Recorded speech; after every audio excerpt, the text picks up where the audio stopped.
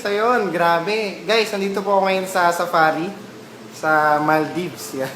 Kaya joke lang. Dito po ako sa MBS sa Batangas. Guys, naalala ko dati yung vision ng Batangas na magka-aircon. So, makikita nyo naman, yan, nagkakatotoo na siya. Pero dati yan, parang haka-haka lang na hindi alam kung mangyayari talaga. Dati yan, pinagtsatsaga namin, electric fan. Pero matibay naman yan. Ayan, ang tatak niya naman ay Nikon. So, matibay siya. Okay, tapos yung glass board na ang tagal din siyang pinaraanan. Dati yung sulatan namin yung parang masisira na yung kahoy na parang pag nakita nung guest, tinaanay na, payaman ba talaga yan? Parang kahit sila hindi maniniwala. And syempre yan, meron na tayong secretary, si Yasi. So yan, grabe, hindi, joke lang. One of our twinklers and one of our builders sa Extreme, malupit yan. So ito naman, meron na rin tayong LCD. So dati, yung presentations, imagine niyo guys, pag may laptop ka na sobrang liit, yung mga guests mo, doon lang din sila lahat titingin. Pero ngayon, kumbaga, bubula na rin yung bibig nila. Talagang luluwa yung mata, bubula bibig nila sa makikita nila. Pag nakita nila yung presentation natin, gamit tong ating TV. So, kita mo naman, sa sobrang linis niya, sobrang kintab. So, kahit yung reflection ko, nakikita. O, kita rin yung Techno Marine. So, sabog talaga yung mga guests. Ayun. So, yan, meron na rin tayong Hall of, ano ba tawag dito? Wall of Fame. So, yan, mga directors, grabe. So, ito, iba-ibang stories nila. Kaya yun yung nakaka-inspire. Like yan, sina Coach Ivan, Coach Arlene, dating mga CPAs. So, right now, silver directors na sila. Pero nung nagsimula kami dito, halos sabay-sabay na kami business center. So, ito naman, one of our directors din, si Coach Ifed. So, one of our elite leaders. US registered nurse.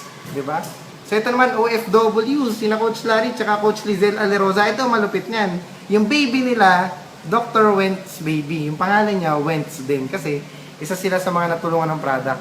And yung pinaka-pogi daw natin na isa sa mga director, syempre, yung direct upline sponsor ko, si Coach Red Cornejo, ECE naman yan. Kung di niya kami kinulit, naku, malamang, hindi kami magjo-join. Ito naman yung isa sa mga malupit din natin na directors ng Batangas, estudyante, 4th year college student. Pero kung makapag on the spot pay-in, naku, parang halimaw. Ayan siya. And one of our nurses din na director. So, one of the elite leaders din ng Batangas, Coach Jewel Villaflor.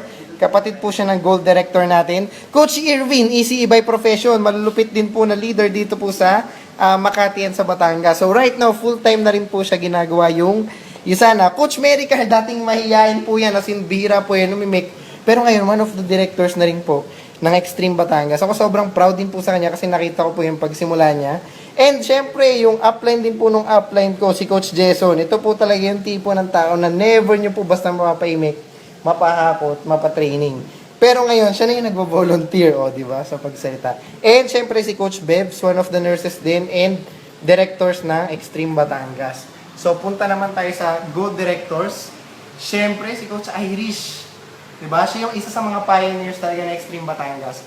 Wala pong MVL ngayon kung wala po si Coach Iris. So, Coach Iris, miss ka na po namin. So, nasa US po siya ngayon. Si Coach Dion, grabe. So, CPA naman po siya. Batchmate po kami batchmate po namin siya. Sa Lasal po siya pumasok sa Lipa. O, diba? And si Coach Merl, one of the gold directors din po ng Extreme Batangas. So, siya naman po, OFW dati from Taiwan, having 5 kids, diba? So, kung meron tayong excuse na, kasi walang bantay sa anak ko, etc., si Coach Merl po, 5 po yung anak niya, pero ginagawa niya po yung USANA. So, full-time. And, syempre, yours truly, and co-op ko po si Coach Meiji Miranda. So, imagine niyo guys, yung evolution ng MVL na nagsimula rin from scratch. So, yun yung nakakatuwa. So, yun yung talagang nakakabaliw. Ito ngayon yun, ito yung talagang in the making, para mga 2 years in the making yata to, na dumating sa point na hindi na rin ako naniniwala kung magkakatotoo siya. Pero ngayon, okay lang ba yung MVL Batangas? Hindi na kami makikiconnect sa Infinity sa baba. Hindi na rin kami pupunta ng Bon Appetit para gumastos ng 200 pesos sang araw. Okay lang ba sa office namin mismo? Meron na rin tayong, telepono. O, di ba? Hindi, syempre yan, wifi. So, nai-imagine nyo ba guys, na ito, mangyayari talaga to, yung pinto ng MVL, darating yung panahon guys, ito, magiging automated na yan. Na paglapit ng guest, automatic, bubukas tapos may credit card, pwede ka na mag-swipe. Para syempre, join. So, yun lang po. So, sana natuwa kayo sa tour ko sa MVL. So, if may mga cross lines po na may mga team po kayo malapit sa Batangas dito sa Lipa, office po namin, 3rd floor, MVL Building, Lipa City, Batangas. So, tapat lang po kami ng Lasal, Lipa. So, kung ito napanood mo hanggang dulo, so, kita-kita tayo. See you soonest dito sa office ng Lipaso Extreme.